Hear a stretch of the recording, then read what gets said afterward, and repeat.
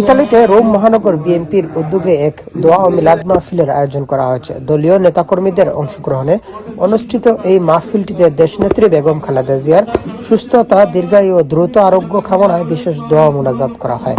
রোমের প্রেনেস্তিনা মক্কি মসজিদে রোম মহানগর বিএনপির সদ্য সাবেক সভাপতি হুমায়ুন কবির, সদ্য সাবেক সাধারণ সম্পাদক কাজী আবুল বাশার, সাবেক সহসভাপতি বিল্লাল হোসেন ও সাবেক যুগ্ম সাধারণ সম্পাদক মজিবুর শিকদার দোয়া মাহফিলের সার্বিক দায়িত্ব পালন করেন।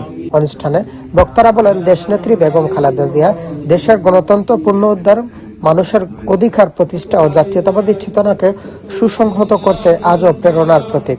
তার সুস্থতা দেশের রাজনৈতিক প্রেক্ষাপটে অত্যন্ত গুরুত্বপূর্ণ বলে উল্লেখ করেন তারা।